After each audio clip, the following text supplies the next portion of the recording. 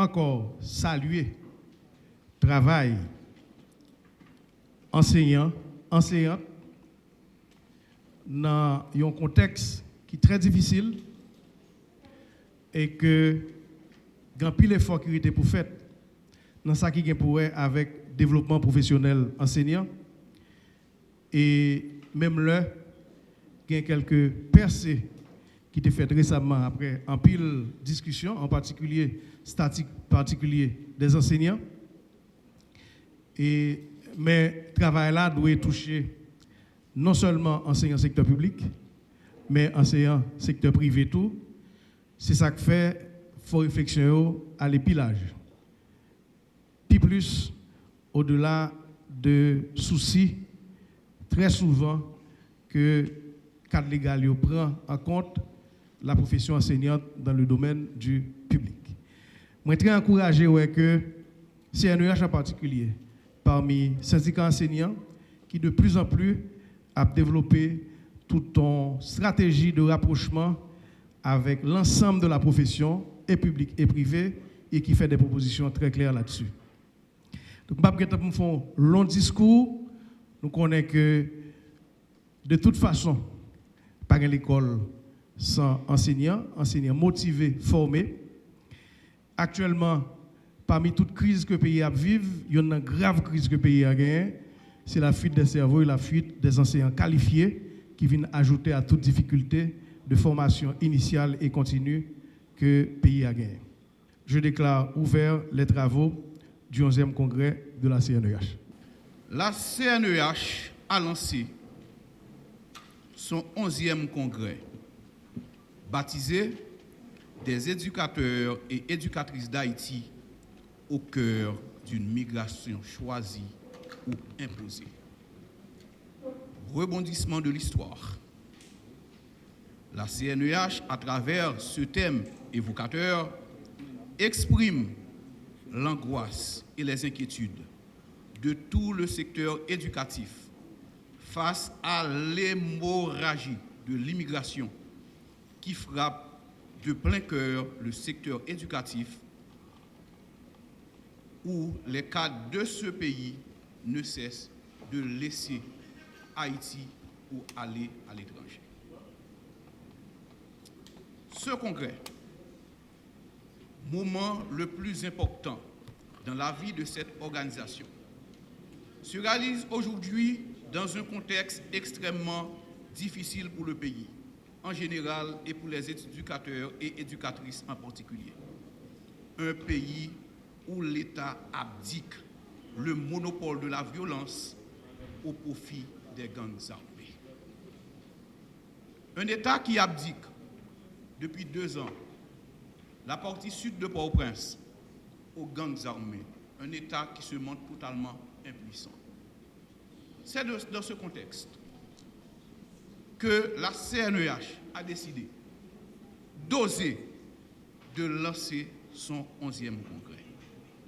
Tous les ministères, tous les fonctionnaires de l'État disposent d'une carte de débit.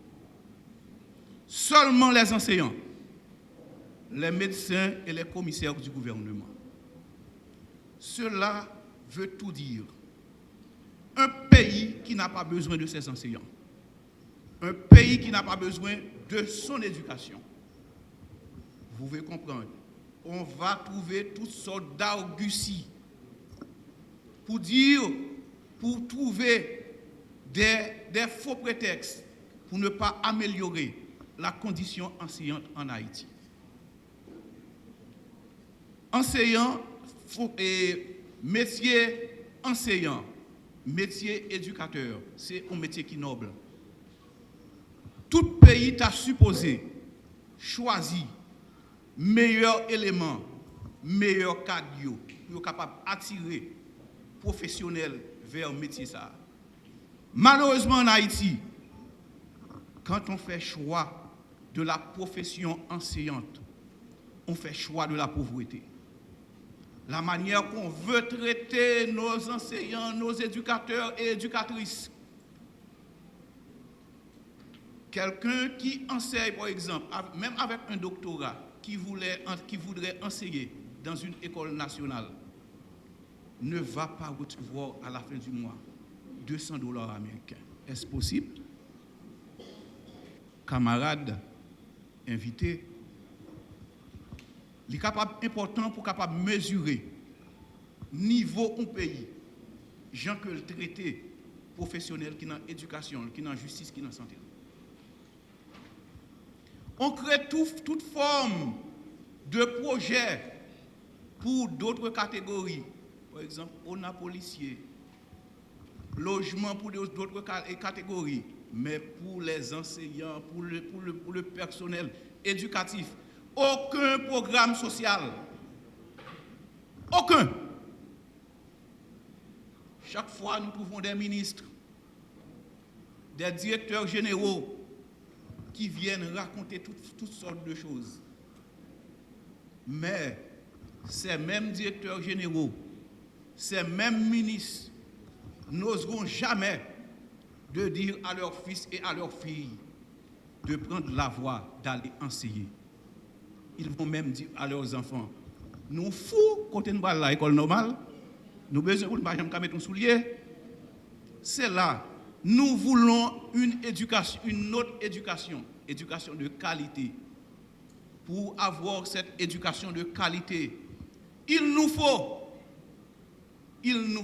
un autre traitement pour les éducateurs et les éducatrices. C'est un immense plaisir pour moi, en tant que directeur général de l'Office national de partenariat en éducation, de participer à ce congrès réalisé annuellement par la Confédération nationale des éducateurs haïtiens. Le plaisir est encore plus grand si l'on doit se tenir au principe de la mission et des attributions de l'Office national dans le maintien du dialogue dans le secteur.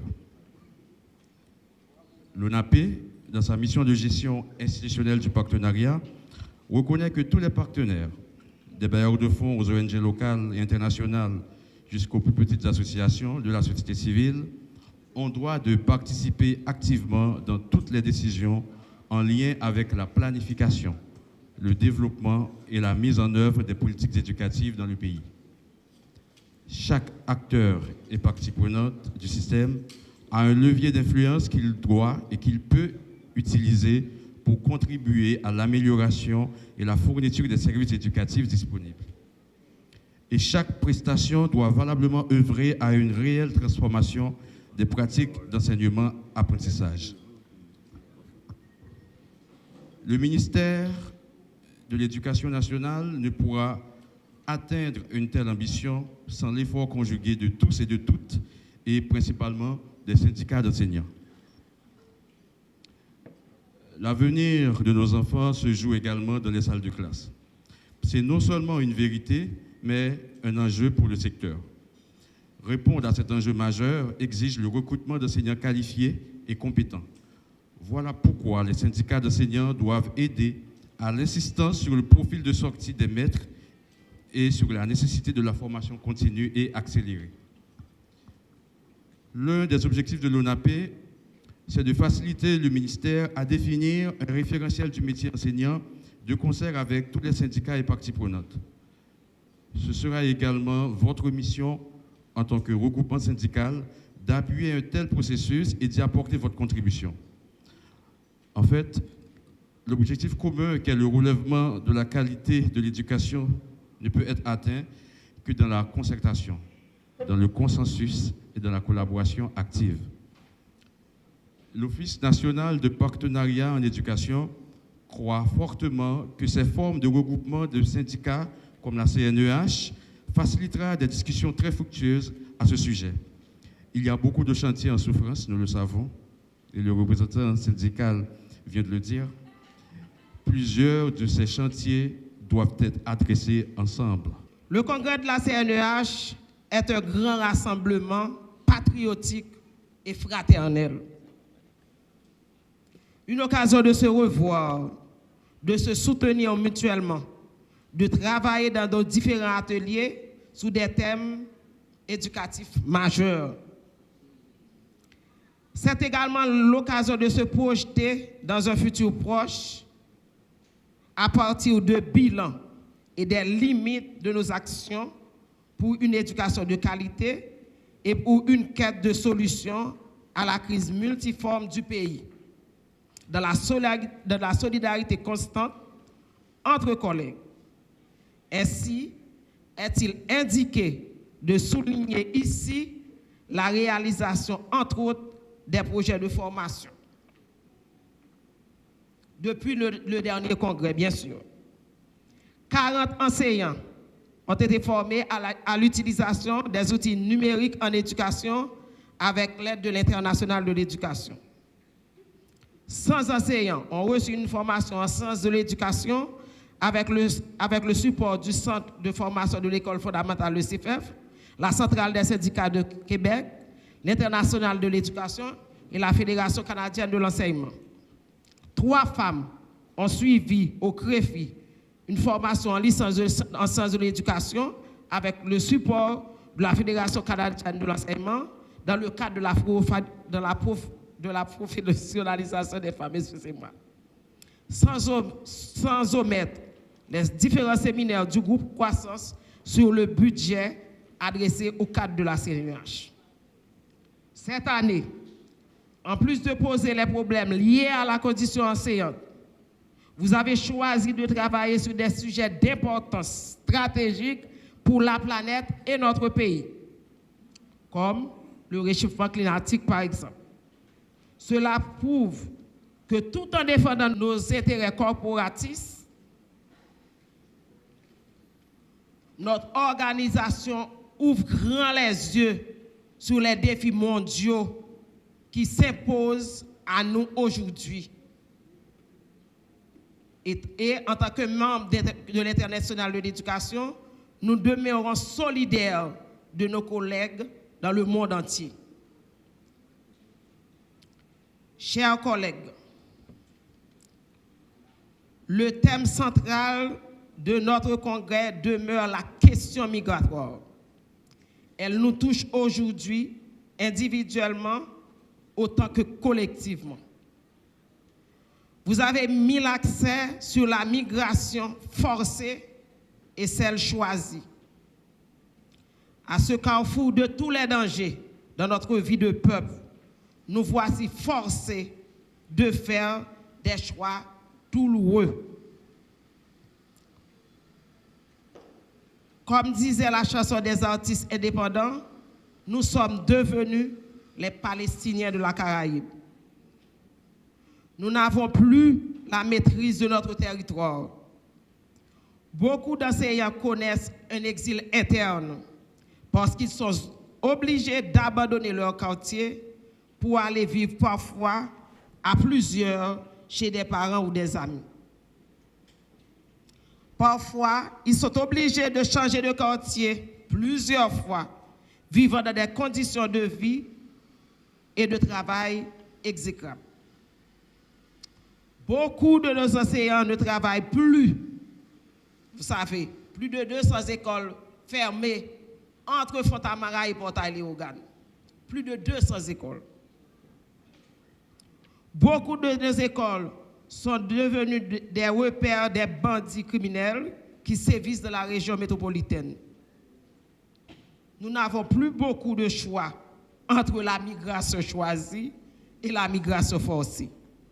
Le pays se vide de ses cerveaux.